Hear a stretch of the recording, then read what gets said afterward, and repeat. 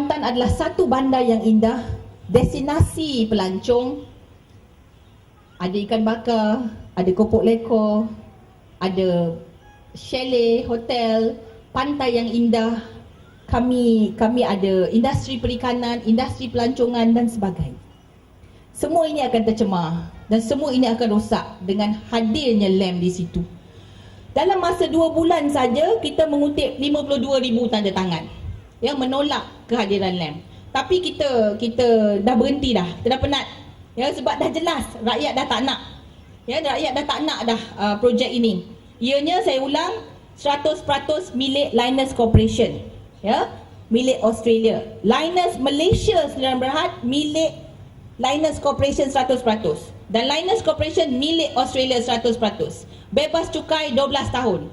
8 bilion jumlah ekspor, katakanlah 2 bilion untung bersih, net profit, 30% corporate tax iaitu dalam 700 juta setahun, 1 sen rakyat Malaysia tak dapat, dikecualikan cukai. Bila kerajaan kata peluang pekerjaan, 350 pekerjaan dekat kilang, dianya akan mengeluarkan 22,000 tan rare earth oxide apabila dia beroperasi sepenuhnya. Tuan-tuan, kita menolak LAM kerana tidak ada best practice, tuan-tuan. Tidak ada satu cara yang terbaik untuk mengoperasikannya. Yang di Australia dan di Amerika itu belum wujud lagi. Mereka cuma ada kertas kerja. Dulu ada kebocoran di California, terpaksa tutup. Tapi nasib baik dekat situ tak ada manusia, tengah padang pasir. Tetapi di Gebeng, tuan-tuan, kalau ada kebocoran, kita tidak mampu. Kita tidak mampu untuk menangani. Pernah berlaku di Bukit Merah 1982. Ada satu company milik negara Jepun, Mitsubishi Corporation. Nama syarikat dia ialah Asian Rare Earth. Buka kilang yang sama, loji pemrosesan yang sama di Bukit Merah, Perak 1982. Sehingga kini, ini kes-kes yang dikaitkan. Leukemia, cacat, kanser. Kita dah ada kes. Sebab itu kita begitu risau dengan orang-orang di Kuantan. Di Bukit Merah mereka berjuang ulang alik ke mahkamah sehinggalah pada tahun 1992 loji itu ditutup di Bukit Merah. Tetapi sehingga hari ini proses pembersihan itu masih berlaku dan melibatkan 300 juta duit kerajaan negeri Perak. Sehingga hari ini Bukit Merah merupakan bandar yang tak ada penghuninya. Dah jadi bandar mati. Kami orang Kuantan tak nak perkara ini berlaku kepada bandar Kuantan. Apa yang merisaukan kami kerana Malaysia tak ada undang-undang ketat dalam memelihara alam sekitar. Kerajaan Malaysia tidak menjadikan proses runding dengan rakyat itu sebagai satu prosedur wajib. Kita tidak ada freedom of information, maksudnya kita tak boleh dapat maklumat. Dan banyak lagi isu-isu penguatkuasaan. Kita tak boleh nak kuat kuasa orang buang sampah tempat salah pun kita tak boleh nak kuat kuasa. Tuan-tuan, apabila saya nak cerita sikit pasal proses ni ya. Apabila biji itu dibawa ke Malaysia sampai dekat Kuantan, dia akan hancurkan halus-halus untuk dia proses. Apabila dia hancur halus-halus itu akan ada debu. Debu ini mengandungi radioaktif sebab bahan tadi ada uranium dan thorium di tahap 40% konsentrasinya. Masa mereka melombong 17%, kemudian mereka konsentratkan sehingga 40% bawa ke Kuantan. Mereka hancurkan untuk mulakan proses ekstraksi rare earth ini dan di situ ada debu. Debu ni tuan-tuan, kalau kita hidup masuk ke paru-paru kita boleh menyebabkan kanser. Sebab itu Medical Association Malaysia MMA 13,000 doktor membuat satu mesyuarat agung khas berkenaan dengan kilang. Dan mereka keluar satu kenyataan yang begitu tegas menolak kehadiran LAM. Sebab apabila dihidu dia boleh menimbulkan kesan-kesan yang begitu menakutkan ataupun boleh merosakkan kita punya paru-paru. Sistem paru-paru kita boleh dijangkiti oleh debu itu dan boleh menyebabkan kanser apabila dia melekat dekat paru-paru. Kemudian selepas dihancurkan tu, mereka akan lalui satu proses menggunakan asid.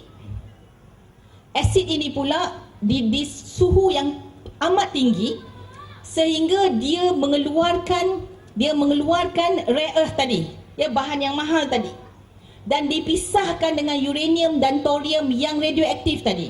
Tuan-tuan, ada yang akan cair di dalam asid. Apabila yang cair itu, dia akan keluar dan disalurkan sebagai liquid waste.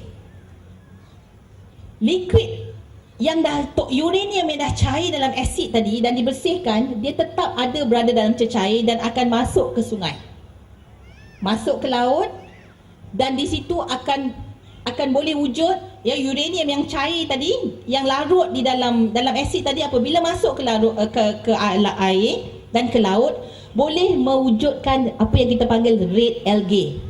Red algae ni tuan-tuan, apabila dimakan oleh ikan-ikan, dia akan memusnahkan kehidupan laut.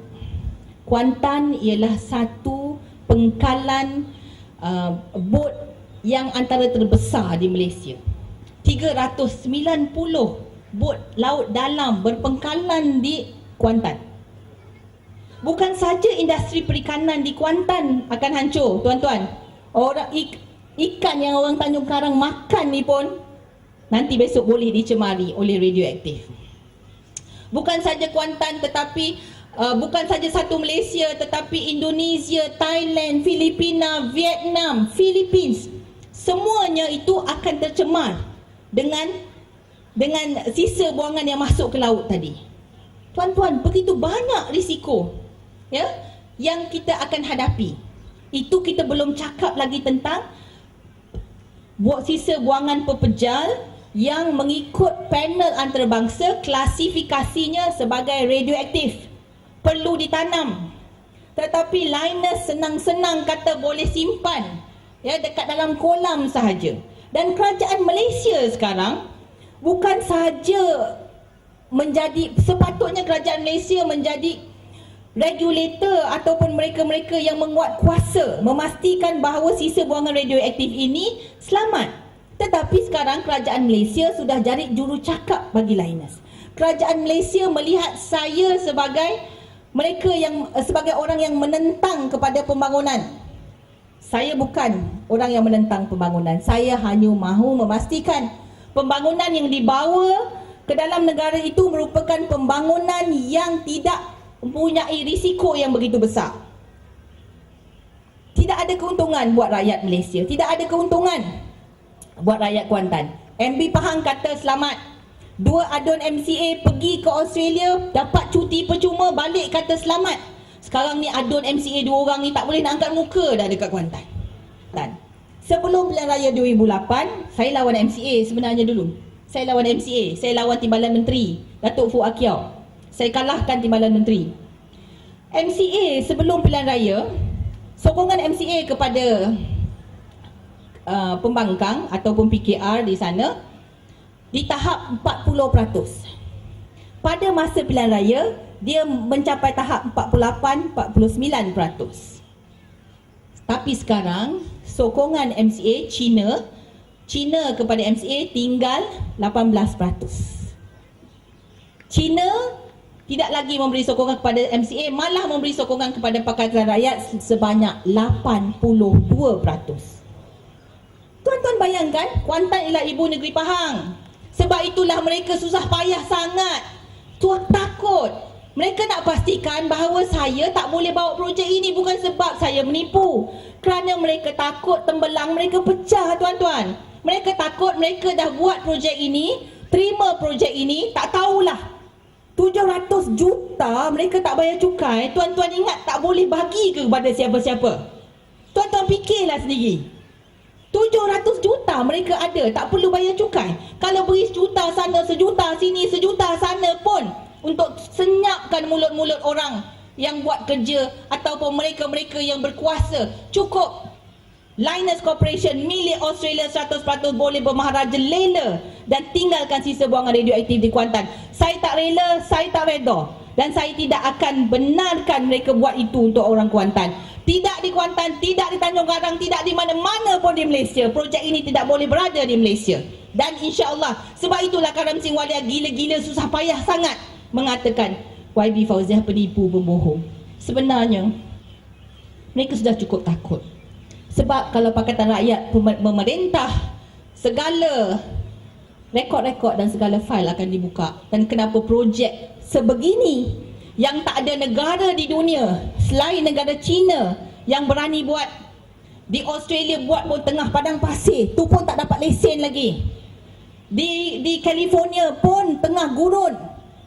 Tak ada negara di luar negara China yang berani buat dekat dengan manusia macam di Gebeng dan di Kuantan. Itu sebenarnya cerita sebenarnya. Dan insya-Allah saya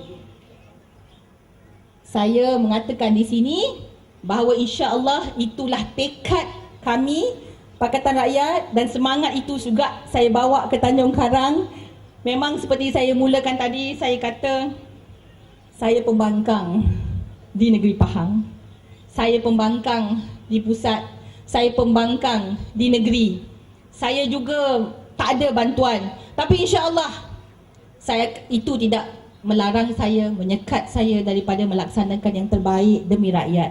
Dan insya-Allah satu hari Kuantan, Pahang akan juga jadi seperti negeri Terengganu, negeri Selangor insya-Allah, dan kita akan ambil alih, dan Pahang akan juga akan menjadi negeri di bawah Pakatan Rakyat insya-Allah.